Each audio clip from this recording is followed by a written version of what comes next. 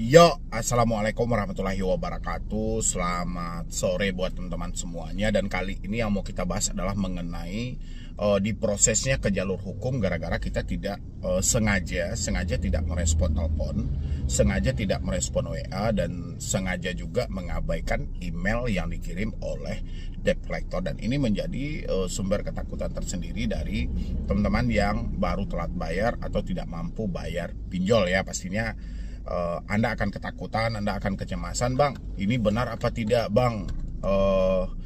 Kira-kira saya dipenjara apa tidak, saya diproses hukum apa tidak gitu loh. Karena saya tidak merespon sama sekali, dan kata debt collectornya kalau kita main-main, sengaja tidak menanggapi, mengabaikan pesan ini, kita akan diproses ke jalur hukum. Oke, saya mau bahas ini buat teman-teman semuanya ya. Dan nanti kita juga bahas soal, ada pertanyaan dari follower saya juga mengenai tindakan dari kredit pintar. Dan habis itu juga soal ya biasalah konsep-konsep dari Galbay ya. Tapi sebelumnya seperti biasa buat teman-teman semuanya yang belum mensupport channel ini, boleh disupport dulu, boleh didukung dulu, karena supportan dan dukungan Anda menjadikan channel ini makin berkembang lagi. Saya makin semangat dalam memberikan motivasi dan edukasi.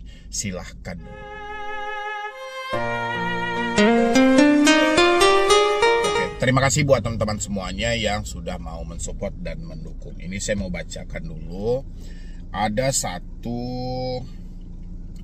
DM, yang mana DM ini juga sudah lama ya, karena saya balas DM itu kan dari bawah ke atas, dan saya tidak balas DM itu dari atas ke bawah. Jadi otomatis yang terbalas itu adalah yang paling lama. Kita angkat di sini mengenai satu pernyataan yang mana di sini dia menyampaikan, Bang Medi, mohon maaf izin bertanya. Apakah dengan saya tidak merespon chat, telepon DC, saya bisa lepas dari pinjol? Ya. Sebelumnya saya meminjam di APK Ipoji, pinjam win-win, Pin Plus dari APK Prokes ya. Oke, itu satu ya. Habis itu yang kedua ini ada lagi. Assalamualaikum Bang, saya udah Galbay baru 3 hari. Ya, ini terjadinya udah lama. Habis itu dia ulang lagi nih. Assalamualaikum Bang, saya baru Galbay baru 3 hari, tapi di WA kasar banget bahasanya.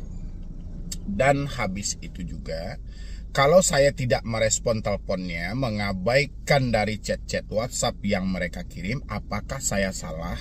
Dan apakah Galbay ini bisa diproses ke jalur hukum karena saya tidak melakukan respon di telepon, chat, dan email? Terima kasih Bang. Oke. Kalau pertanyaannya, kita langsung aja di sini dulu ya. Kalau pertanyaannya mengenai apakah Galbay bisa diproses ke jalur hukum, pasti jawabannya bisa. Gitu loh. Kalau Galbay diproses ke jalur hukum, jawabannya bisa, mengingat OJK menyampaikan ya. Dulu waktu penerbitan POJK juga tentang wajib menagih 90 hari. Di dalam itu OJK telah menjelaskan bahwasanya pinjol cuma dibolehkan melakukan penagihan selama 90 hari. Lewat dari 90 hari, pinjol tidak boleh melakukan penagihan lagi, tapi pinjol bisa melakukan kerjasama dengan pihak ketiga.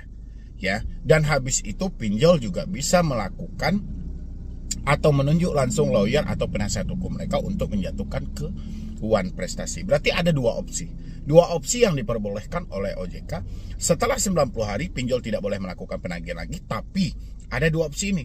Opsi pertama bisa bekerja sama dengan pihak ketiga, FC, atau petugas-petugas lapangan yang selalu teman-teman pertanyakan.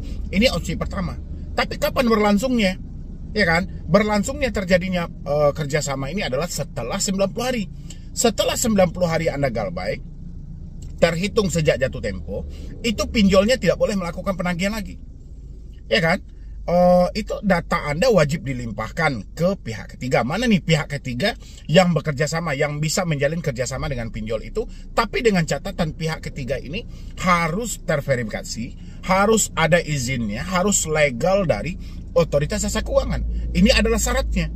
Gitu loh, nggak bisa asal-asal pihak ketiga aja, nggak bisa. Ya kan? Itu opsi oleh OJK. Dan opsi kedua pun juga boleh dipakai.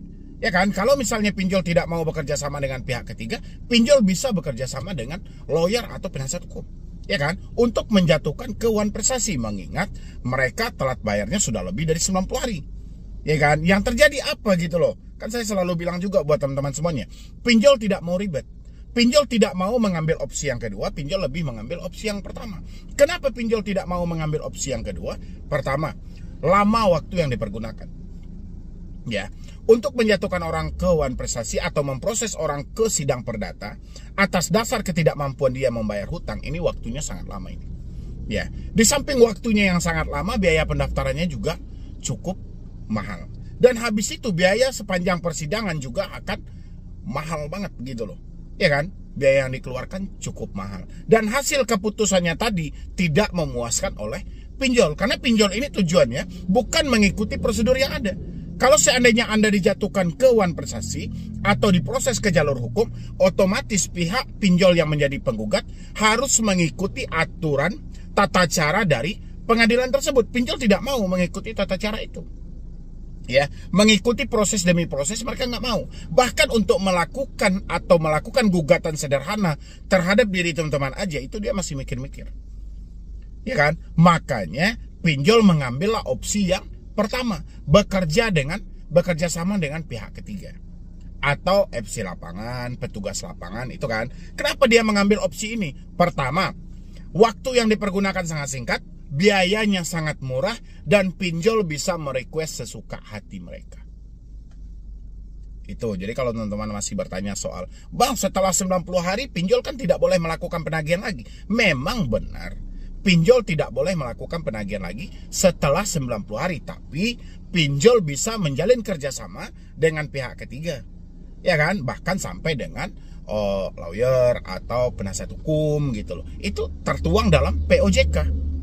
Ya, makanya pinjol mengambillah jalur pintas ini. Ini saya sebut kalau pihak ketiga ini adalah jalur evakuasi, jalur cepat, jalur penyelamatan yang cepat dan instan gitu loh. Jadi pinjol cari debt collector lapangan, ya kan? Habis itu mereka request, mereka maunya seperti apa dan maunya seperti apa, nanti debt collector lapangan akan memenuhi kemauan dari si pinjolnya. Makanya dia tidak maulah melakukan gugatan atau memproses diri Anda ke jalur perdata. Karena pinjol tidak bisa request sama hakim, mana mungkin hukum dipermainkan. Ya, makanya diambillah pihak ketiga.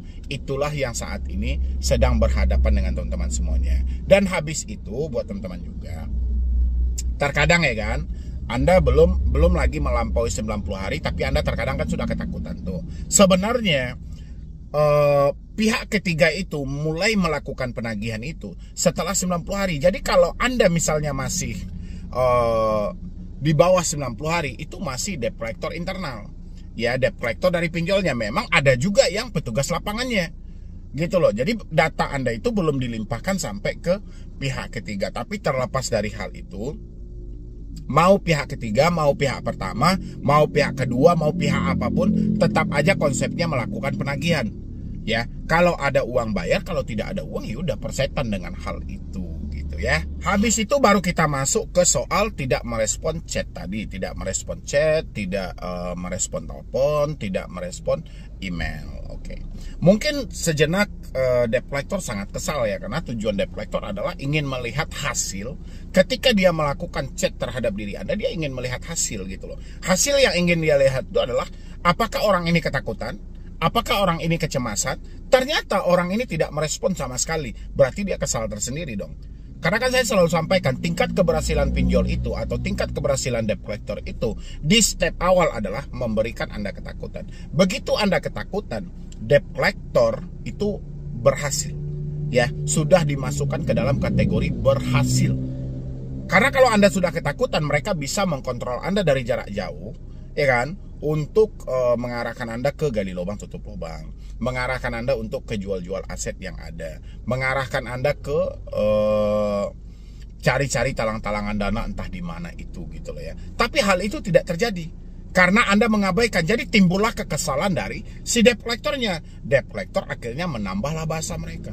Kalau Anda tidak merespon juga, Anda sengaja mengabaikan kami akan proses atau kami akan limpahkan perkara ini ke jalur pidana. Dengan pasal 372, 378, Anda sengaja lalai, Anda melakukan penggelapan, Anda melakukan tipu muslihat dan segala macam. Kan itu bahasanya kan.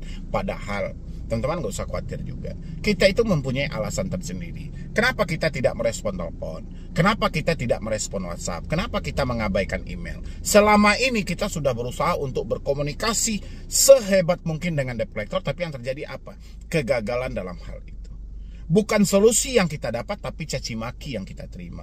Itulah kenapa orang-orang malas untuk berkomunikasi dengan debt collector, malas untuk menjawab chat yang ada, malas untuk menjawab email yang ada. Karena mereka yang seharusnya meminta pendapat di tengah situasi seperti ini, mereka yang ingin meminta tolong diperpanjang dulu waktunya, tapi malah mereka dimanfaatkan. Kalau kita minta perpanjang waktu, minta ditambah duit.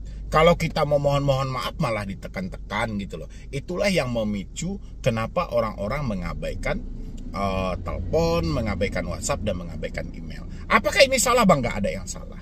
Ya, nggak bisa juga Anda diproses hanya sebatas gara-gara Anda tidak mengangkat telepon, merespon WhatsApp dan email. Dasarnya nggak ada. Itu hanya bahasa debt collector aja yang seketika itu sangat kesal dengan diri Anda, yang mana dia membutuhkan laporan kepada bos-bos mereka. Ya kan, dia membutuhkan laporan di hari-hari kerja mereka, benar apa tidak dia telah melakukan hubungan dengan orang ini, atau dia telah menghubungi orang ini, dan apa tanggapannya, sehingga laporan ini tidak dia dapatkan.